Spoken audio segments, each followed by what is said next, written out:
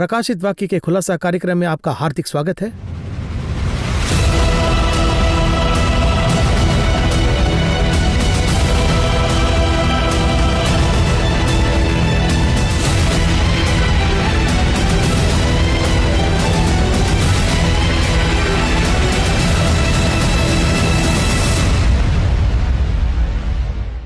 आज का कार्यक्रम बहुत ही महत्वपूर्ण है क्योंकि ये कंक्लूजन का पहला एपिसोड है।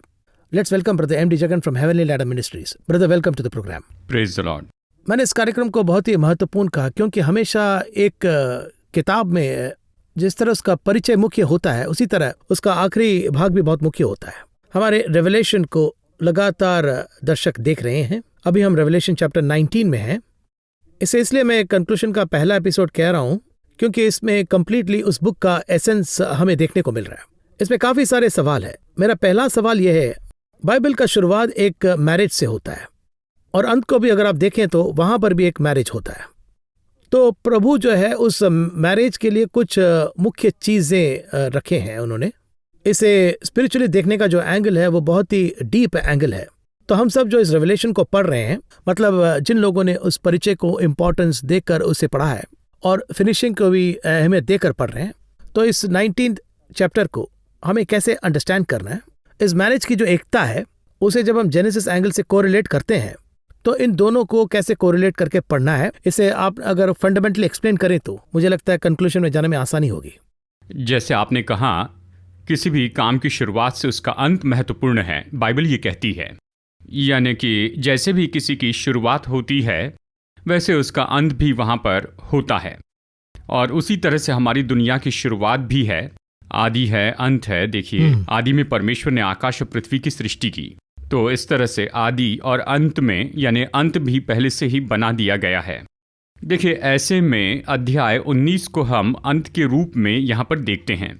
इसे कैसे अंत के रूप में देखते हैं? जैसे आपने कहा, विवाह यहाँ पर मुख्य विषय है। 19वें अध्याय को जो पढ़ना चाहते हैं, यहाँ पर दो सबसे मुख्य विषय है। उनमें से एक तो मेमने का विवाह है और दूसरा तो एंटीक्राइस्ट के साथ में युद्ध है। इसमें दोनों है। हर्मगदोन का युद्ध जो हम कहते हैं वो अंतिम युद्ध है।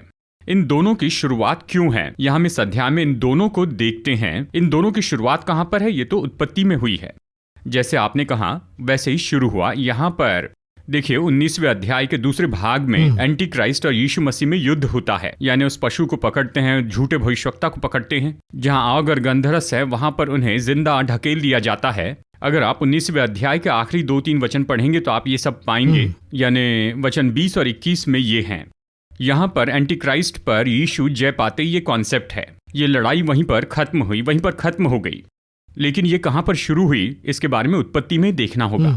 उत्पत्ति 3:15 में परमेश्वर ने कहा, तेरे वंश में और इसके वंश में और तुम में और इसमें बैर उत्पन्न करूंगा। तो वहां शुरू हुआ, वहीं पर स्टार्ट हो गया, वहीं लड़ाई हो रही है। वहां पर सर्प को देखकर तेरे वंश और इसके वंश के बीच स्त्री के वंश यानी मरियम का वंश यानी वो तो यीशु मसीह है, उसके बारे में वहां पर कहा गया है। तेरे वंश और इसके वंश के बीच, तेरे और इसके बीच स्त्री और कलीसिया में। अब ये जो बड़ा बैर उत्पन्न हुआ ये उत्पत्ति में हुआ और ये प्रकाशित वाक्य में खत्म होगा।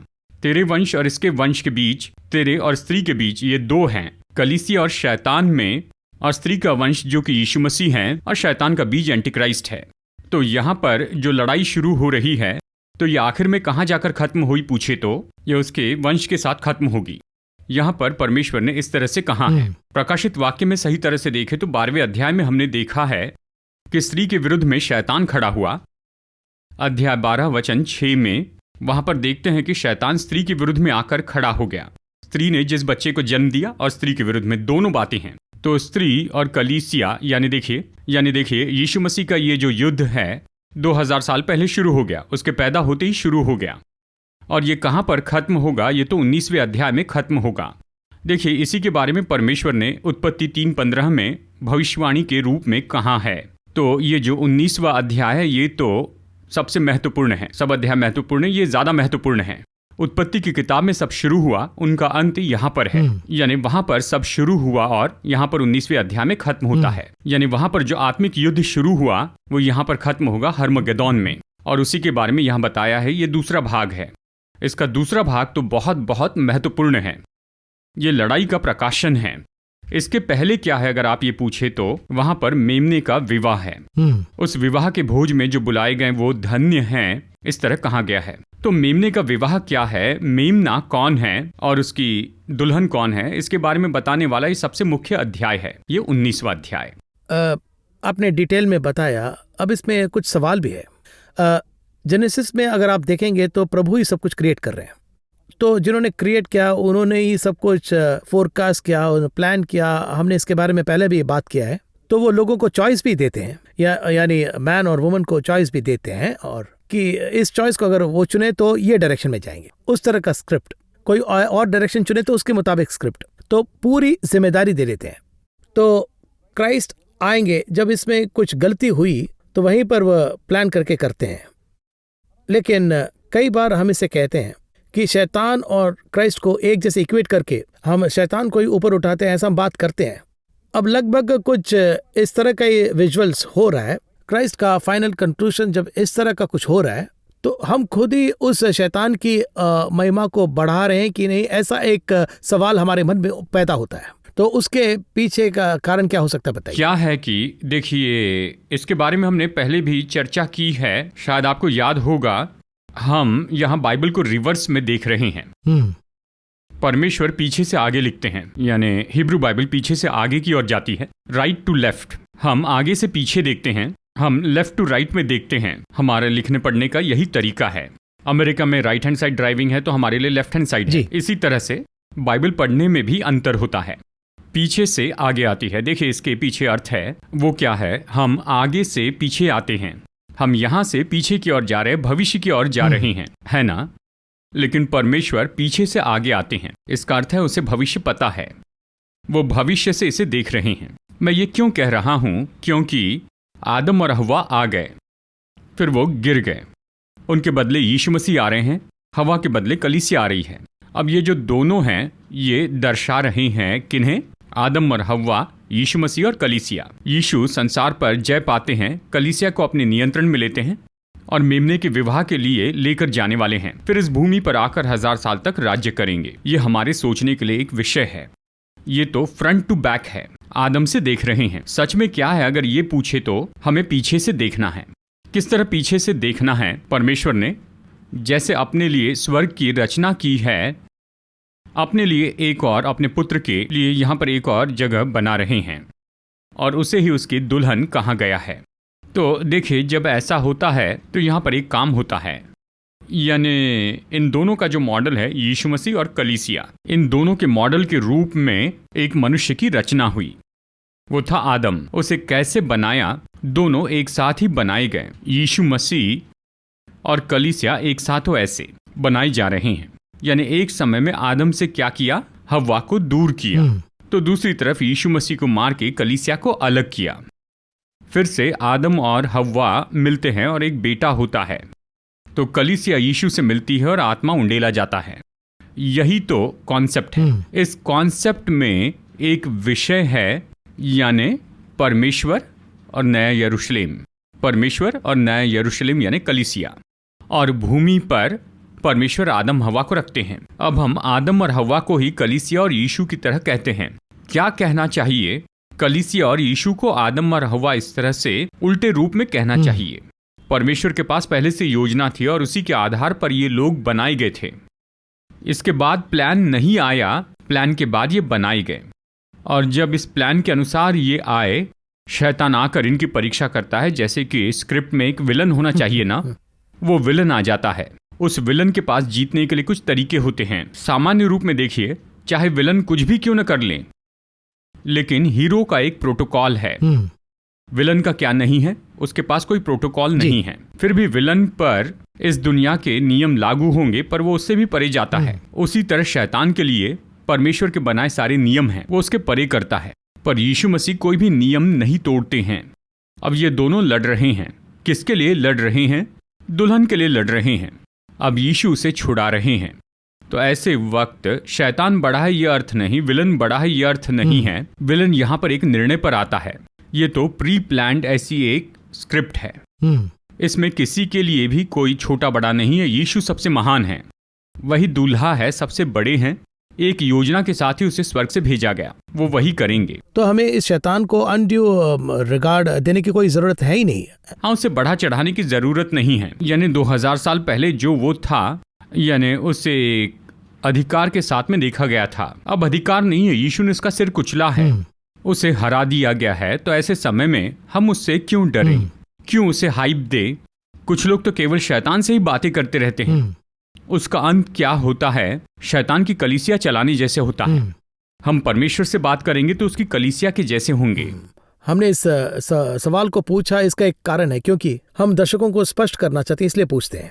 अब आपने इस मैरिज कॉन्सेप्ट को एक्सप्लेन किया, तो जेनेसिस हम जिस हद तक जानेंगे इसी हद तक हमें रेवलेशन को भी पता होगा। यह बहुत ही एक उपयुक्त स्टेटमेंट है, पहली बात। दूसरी बात, अब इस मैरिज कॉन्सेप्ट में ही क्राइस्ट और हम जिस स्पिरिचुअल दुल्हन से शादी कर रहे हैं उस कनेक्शन के बारे में अगर आप एक्सप्लेन करेंगे तो और भी इस फाउंडेशन को हम और भी अच्छी तरह जान पाएंगे। देखिए, आदम और हव्वा बनाए गए और फिर वो गिर गए, ये हम जानते हैं, ठीक है। इस गिरने का मतलब क्या? अगर ये पूछे तो आदम और हव्वा का ये जो गिरना है, एक साम्राज्य का और उस साम्राज्य के तहत एक संगठन का गिरना भी है, एक ऑर्गेनाइजेशन का गिरना है, एक राज्य और उस राज्य की रानी, दोनों का गिरना। इस तरह से मान लीजिए। क्यों इस गिरने को प्रभु अनुमति देते हैं? परमेश्वर सर्वशक्तिमान है, यानी वो सर्प को अनुमति देते हैं, अनुमति देते और उसके बाद में गिरना होता है। अगर इस पर देखें तो परमेश्वर अपने लिए एक समूह को तैयार करते हैं, यानी ये तो उसकी दुल्हन है। नया यरूशलेम बनता है, एक नगर। पहले से ही स्वर्ग है, स्वर्ग के जैसे ही एक और लाना है, लेकिन स्वर्ग का मॉडल क्राइस्ट है। नया यरूशलेम किसका मॉडल है? नए यरूशलेम का मॉडल किसका होना चाहिए? उस दुल्हे की दुल्हन का। ये कॉन्सेप्ट में होना चाहिए, द चर्च। Ji, church. अब उसके चिन्ह के रूप में, यानी मसीह का जो चिन्ह है उसके रूप में स्वर्ग है, आदम, यानी आने वाला चर्च, नया यरूशलेम सिटी, और उसका मॉडल है हव्वा। ये दोनों वैसे ही बनाए गए और उस उद्देश्य में लाए गए, यानी वहां पर कलीसिया को लाकर प्रभु ने कलीसिया को उठाया, यानी आदम के द्वारा ही हव्वा को बनाया और यीशु के द्वारा कलीसिया को बनाया। अब देखिए, इस कलीसिया को कैसे तैयार करते हैं, वैसे ही हव्वा को भी तैयार किया है। जिस तरह से आदम को सौंपा, बिल्कुल उसी तरह से उसने हमें यीशु मसीह को सौंप दिया है। तो ये आदम जितना उस समय परफेक्ट था और हव्वा जितनी परफेक्ट थी, उसी तरह यीशु परफेक्ट है, चर्च को परफेक्ट होना है। देखिए, इन दोनों को एक दिन एक होना है, अलग अलग नहीं थे, वो एक थे। उत्पत्ति 1:28 में हम देखते हैं। दूसरे अध्याय में उन्हें अलग किया गया। तीसरे अध्याय में अलग किए जाने के बाद वो पाप करते हैं। अब उन्हें पुराने स्टेज में आना होगा। उस हिसाब से अभी हम कैसे हैं ये पूछे तो पाप करने के कारण तीसरे अध्याय में अलग किए गए। अब हमें क्या किया गया है? तैयार करके दुल्हे के पास लाया गया है ताकि वो दुल्हन को स्वीकार करे। इसके बाद जैसे कि आदम और हव्वा पहले अध्याय में एक थे, वैसे हम और यीशु एक हो जाएंगे, एक जैसे होंगे। तब हव्वा की सफलता जो है वह हमारी सफलता होगी। तो हव्वा जहां पर गिरी थी वहां पर नहीं गिरना, यही तो हमारी सफलता है। उसके लिए अभी परमेश्वर कहते हैं, तो प्रभु क्या कहते हैं इसे सोच के देखिए। पिता परमेश्वर जिसका ना कोई आदि है ना कोई अंत है, वो सब कुछ है, उसके स्वरूप में उसका पुत्र है और पुत्र के स्वरूप में स्वर्ग है, और उस पुत्र के स्वरूप में ही स्वर्ग बनाया गया और फिर उसके बाद कलीसिया बनाई गई, और वैसे ही नया यरूशलेम है। ये कॉन्सेप्ट है। इस कॉन्सेप्ट की शुरुआत उत्पत्ति में दी गई है। यहाँ पर गिरने के बाद उसे परफेक्ट बनाने तक उसी कलीसिया को फिर से बना के, यानी इस कॉन्सेप्ट को पूरा करने वाला, यानी जिसमें ये पूरा हुआ वो प्रकाशित वाक्य है। ये सब हो रहा है और इसलिए यानी इस बाइबल में पूरी तरह से एक फैमिली कॉन्सेप्ट है। किंगडम कॉन्सेप्ट यहाँ पर है, फैमिली कॉन्सेप्ट यहाँ पर है, कंस्ट्रक्शन कॉन्सेप्ट यहाँ पर है। यानी बाइबल को जब हम एक पैटर्न से पढ़ते हैं, एक बैकग्राउंड है। उदाहरण के लिए चलिए मैं विवाह के बारे में कहूँ। उत्पत्ति में शुरुआत हुई और फिर यहाँ पर प्रकाशित वाक्य में है, यहाँ पर गिर गया, यहाँ सफल हुआ, यहाँ पर ये सटीक बैठता है। बिल्कुल इसी तरह कंस्ट्रक्शन भी होगा। नूह ने जो जहाज बनाया, यानी उस समय में उसके विरुद्ध में निम्रोद ने जाकर बेबीलोन का वो मीनार बनाया। उसके बाद मूसा का वो तंबू भी आ गया। उसके बाद दाऊद से पूछकर सुलेमान ने भवन बनाया। उसके बाद निर्माण हुआ, फिर नेहम्याह ने उसे फिर से बनाया। तो एक एक करके जाते हैं, उसके बाद में कंस्ट्रक्शन वहां पर होता है। विवाह के कॉन्सेप्ट में ये जाता है। इसके अलावा प्रकाशित वाक्य यानी एक बलिदान, सैक्रिफाइस, उसमें जाएगा।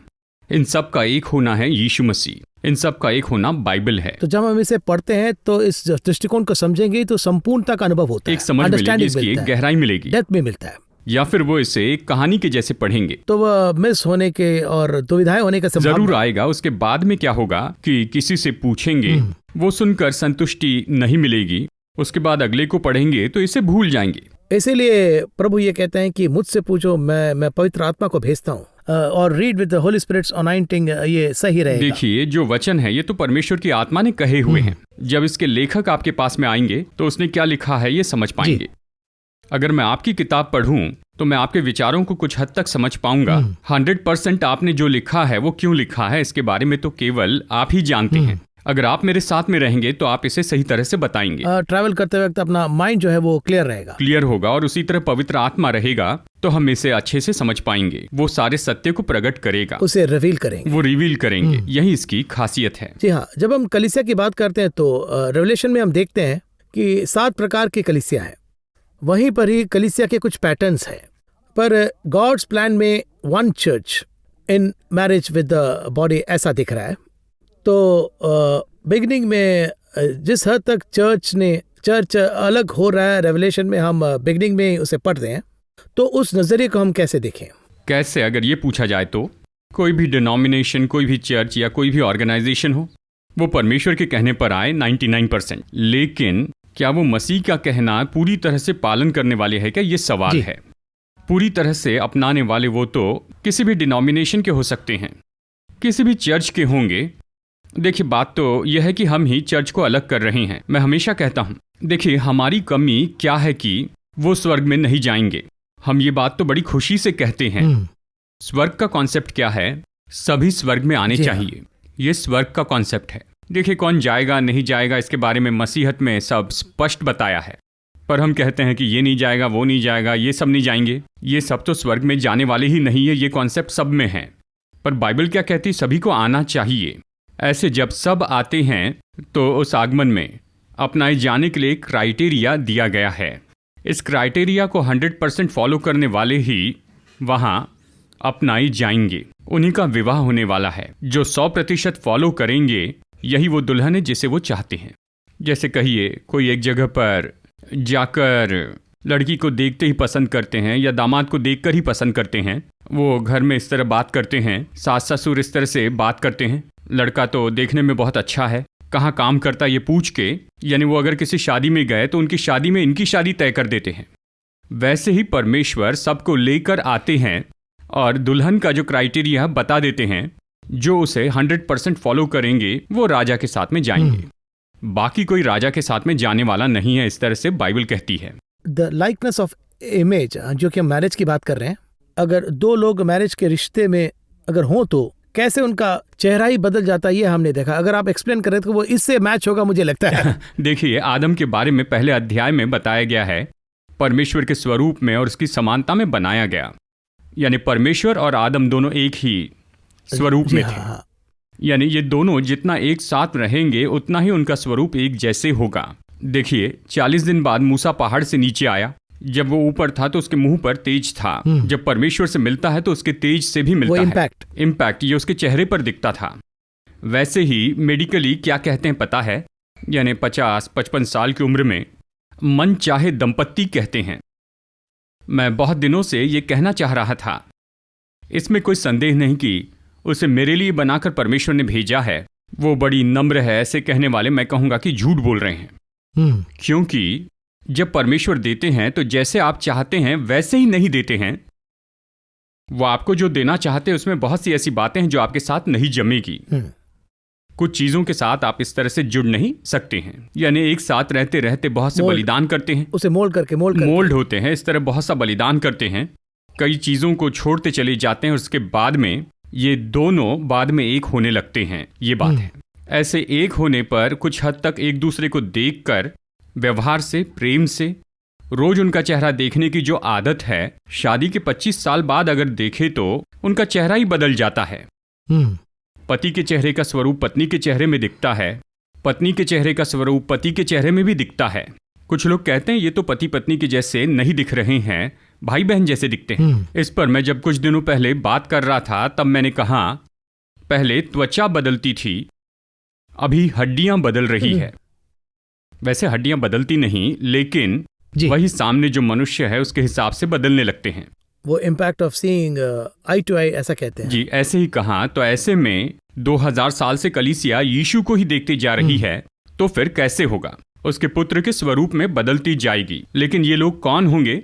वो जो पुत्र को देखते जाएंगे, और वही लोग उसके स्वरूप में बदलते चले जाएंगे। पर मसीहत में बहुत से लोग उसकी ओर नहीं देखते हैं, तो वो नहीं बदलेंगे, वो उसकी दुल्हन नहीं बनेंगे। यहाँ पर ये सबसे खास बात है। 19 चैप्टर में और कौन सा मुख्य चीज को हमें अंडरस्टैंड? देखिए, अगर इस विवाह को देखें तो यहाँ पर 3 तरह के समूह हैं। उसी में? जी हाँ, इसमें 3 तरह के समूह हैं। इस समूह की ओर भी हमें निश्चय ही ध्यान देना चाहिए। विवाह का भोज कहते हैं, पर ये 3 समूह मुख्य हैं। प्रकाशित वाक्य अध्याय 19 में देखिए, यहाँ पर पहले समूह को देखते हैं। 3रा वचन पढ़ते हैं। दूसरी बार उन्होंने कहा हालेलुया, इस तरह बताया है, उसके जलने का धुआं युगान युग उठता रहेगा। फिर वचन 5 में देखिए, तब सिंहासन में से एक शब्द निकला, हे हमारे परमेश्वर के सब डरने वाले दासों, क्या छोटे क्या बड़े, तुम सब उसकी स्तुति करो। इस तरह ये कहता है। अब वो क्या कर रहे हैं इसे देखे तो वचन 9, ये लेख कि धन्य वे हैं जो मेमने के विवाह के भोज में बुलाए गए हैं। फिर उसने मुझसे कहा, ये वचन परमेश्वर के सत्य वचन हैं। यानी एक तो बुलाया गया समूह है, इनवाइटेड। अब यही बात इस विवाह के बारे में यीशु कहां पर कह रहे हैं? मत्ती 22 में कहते हैं और लूका 12 में कहते हैं।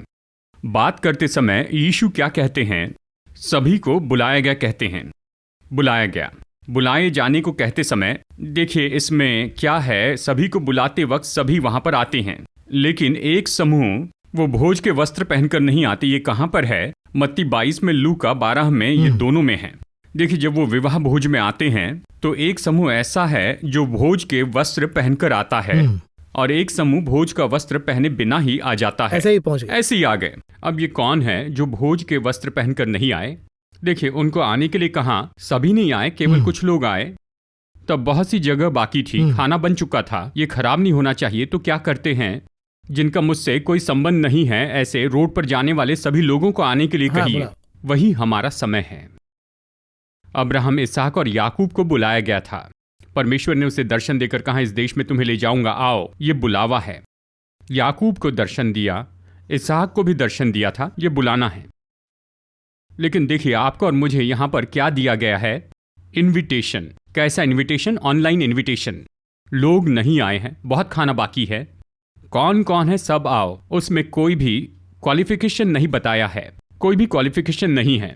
क्या जानकार हैं या रिश्तेदार हैं, इसके पुरखों ने किया क्या, उसके पुरखों ने इसे किया क्या, ऐसा कुछ भी नहीं। बस एक ही क्वालिफिकेशन है, विवाह के भोज के वस्त्र पहने। तो वो आ गया, तो आकर अपनी मर्जी से बात करता है, सब कुछ करता है। अध्याय 22 में आखिर में उसे देखकर पूछते हैं, तुम्हारे विवाह के भोज के वस्त्र कहाँ हैं?